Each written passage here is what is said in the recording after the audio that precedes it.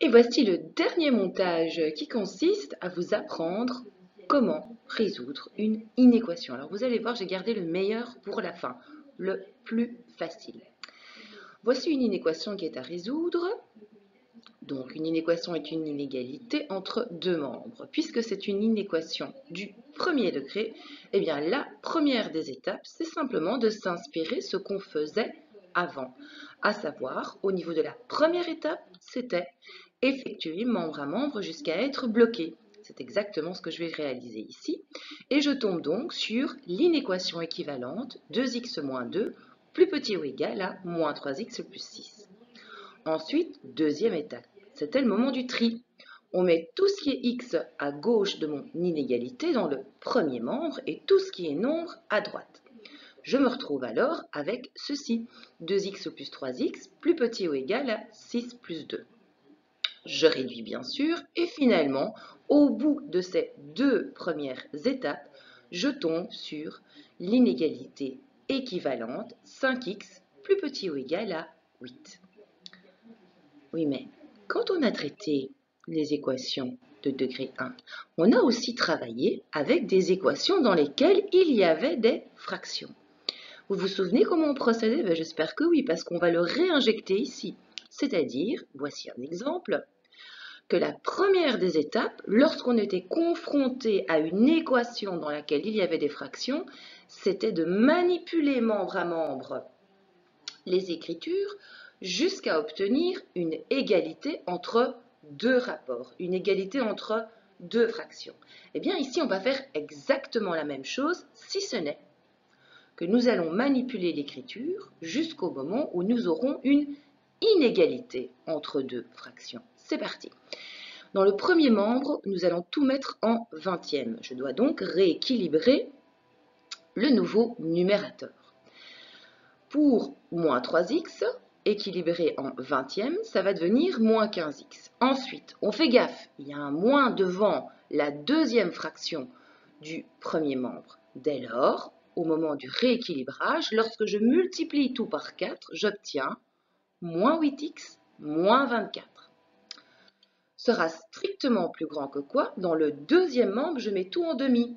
Je tombe donc avec moins 3x moins 2, le tout sur 2. Je sais réduire mon nouveau numérateur au niveau du premier membre. Je vais opérer cela. Finalement, j'ai bien mon inégalité entre deux rapports. On avait un petit truc aussi. S'il y avait moyen de simplifier les dénominateurs utilisés membre à membre, il fallait l'effectuer. Or, ici, dans le premier membre, j'ai 20, dans le deuxième membre, j'ai 2. Eh bien, le diviseur commun, ça n'est rien d'autre que 2. Finalement, je me retrouve avec l'inéquation équivalente qui partage deux rapports, à savoir moins 23x moins 24 sur 10 sera strictement plus grand que moins 3x moins 2 sur 1. Que vais-je appliquer maintenant? La loi fondamentale des proportions, à savoir le produit des extrêmes étant égal au produit des moyens. Eh bien, je vais l'opérer ici aussi. Que va devenir cette inéquation? Elle deviendra une fois moins 23x moins 24, le produit des extrêmes, suivi de 10 fois moins 3x moins 2, le produit des moyens. Je peux enfin réduire, puisque l'objectif, c'est de réaliser les deux premières étapes au niveau de la résolution d'équations. Et je tombe finalement avec la dernière étape, avant de basculer dans le procédé de résolution des inéquations ce coup-ci, je tombe avec 7x strictement supérieur à 4. Alors, primo, qu'est-ce que nous avons fait? On s'est inspiré de ce que nous réalisions lorsque on résolvait des équations de degré 1. Effectuer membre à membre jusqu'à être bloqué et le tri. Maintenant, on rentre dans le vif du sujet. Phase 2. Neutraliser le coefficient devant l'inconnu. Oui, mais ça c'est la même chose que pour les équations de degré 1. Attention, attention. Vous avez deux options. Il y a deux possibilités. Soit feu rouge. Feu rouge, ça veut dire danger. Feu rouge, on s'arrête. si le coefficient est négatif. Deuxième possibilité, feu vert, tout va bien, on peut se lancer. Ça veut dire que votre coefficient est positif. On va voir ce qui se passe pour la première inéquation. Le coefficient est positif. 5 est bien positif. Feu vert, génial. Quand je le neutralise, j'obtiens l'inéquation équivalente x plus petit ou égal à 8 sur 5. Ensuite, qu'est-ce que je vais faire? Eh bien, je vais représenter l'intervalle qui correspond à cette condition sur une droite.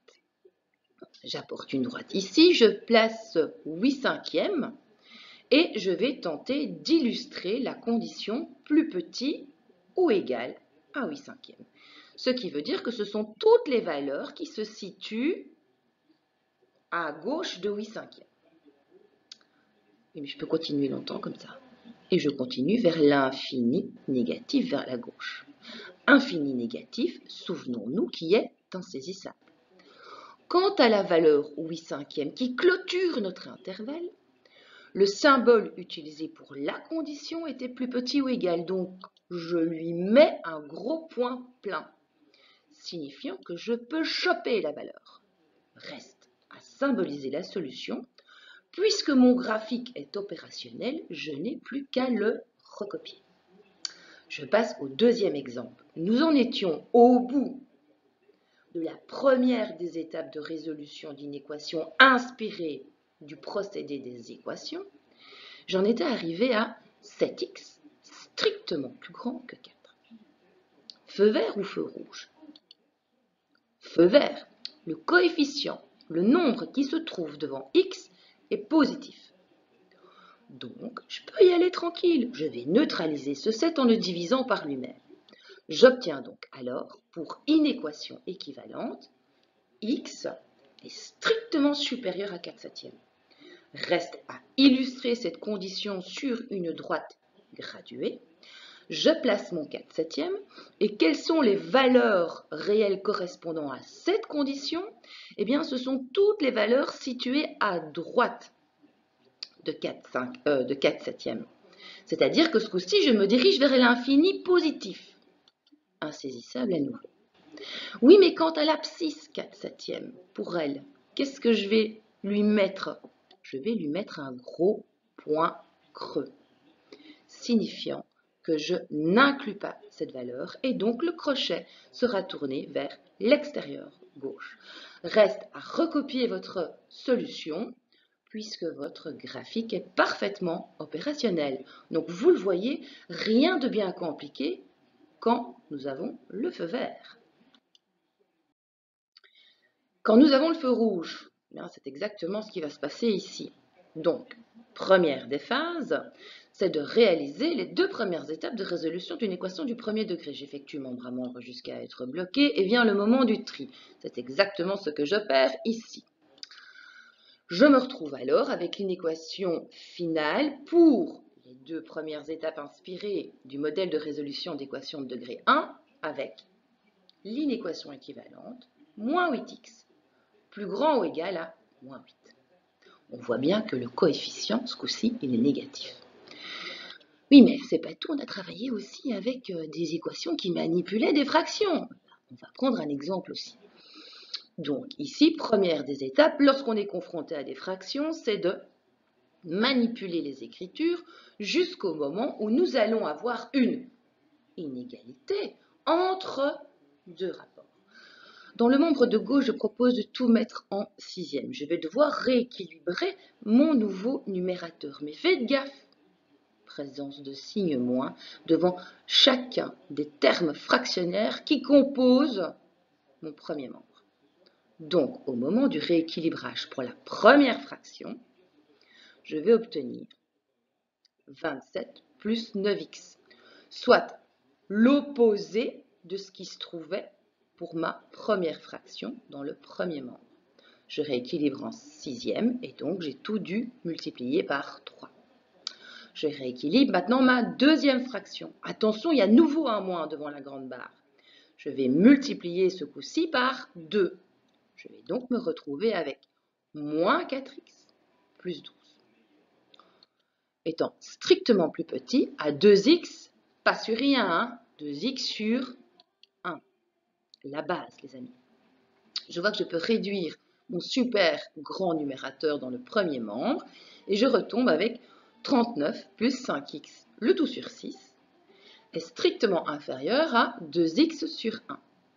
Vient le moment où je vais opérer le produit des extrêmes est égal au produit des moyens. Et donc, une fois 39 plus 5x sera strictement inférieur à 6 multiplié par 2x. Je poursuis mes calculs algébriques pour retomber ensuite sur l'ultime phase avant de basculer dans le processus de résolution d'inéquation avec moins 7x strictement inférieur à moins 39. Ensuite, on va devoir s'occuper du coefficient qui est collé à mon inconnu. Alors attention, deux cas de figure. Feu vert si votre coefficient est positif. Évidemment, feu rouge si votre coefficient est négatif. Et bingo, c'est ce qu'on observe ici. Alors là, on sort notre atout. On l'a repéré que le coefficient était négatif. Cette carte, vous la connaissez si vous jouez à Uno. Ça veut dire qu'on doit changer le sens. Mais on change le sens de quoi? De l'inégalité. Ici, cette inégalité avait pour symbole plus grand ou égal. Puisque on vient d'identifier que le coefficient était négatif, on va tout de suite changer le sens de ce dernier. Au lieu de plus grand ou égal, on va manipuler plus petit ou égal. Pourquoi? Parce que pour neutraliser le coefficient moins 8 qui statue devant x, je dois le diviser par lui-même par une valeur négative. Et ça, je l'opère de part et d'autre de mon inégalité, donc je change le sens de mon inégalité. Finalement, je retombe sur l'inéquation équivalente. X sera plus petit ou égal à 1. Reste à représenter graphiquement cette condition. J'ai placé mon abscisse 1. Quelles sont les valeurs correspondant à cette condition? Eh bien, il s'agit de toutes les valeurs situées à gauche de 1. Je peux continuer comme ça jusqu'à l'infini négatif qui est insaisissable. Par rapport à 1, je vais lui placer un gros point plein, étant donné que la condition sous-entend que c'est plus petit ou égal, signifiant que cette valeur peut être inclue. Crochet tourné vers l'intérieur. Reste à symboliser notre intervalle. Il suffit de recopier les informations de notre représentation graphique. Pour le deuxième exercice, alors dans le deuxième exercice, à nouveau, on observe ce phénomène où le coefficient est négatif. On sort notre atout. Ça veut dire qu'on l'a repéré et donc qu'on sait pertinemment qu'au moment de sa neutralisation, on va devoir changer le sens. Or, pour cette inéquation, le sens était dirigé vers la gauche, c'est-à-dire strictement plus petit. Eh bien, ce coup-ci, on va le diriger vers la droite. Ça va devenir strictement plus grand. Au moment de la neutralisation, bien sûr, coefficient qui statue devant votre inconnu. Que devient cette inéquation? Finalement, ça devient la condition suivante. X doit être strictement supérieur à 39 septièmes. Moment de la représentation graphique que vous maîtrisez déjà. Je place sur ma droite l'abscisse 39 septièmes. Quelles sont les valeurs réelles qui correspondent à cette condition? Eh bien, c'est tout ce qui se trouve à droite de ma fraction 39 septièmes. Donc, je peux continuer comme ça très longtemps. Mais donc, je me dirige vers l'infini positif qui est insaisissable. Crochet tourné vers l'extérieur.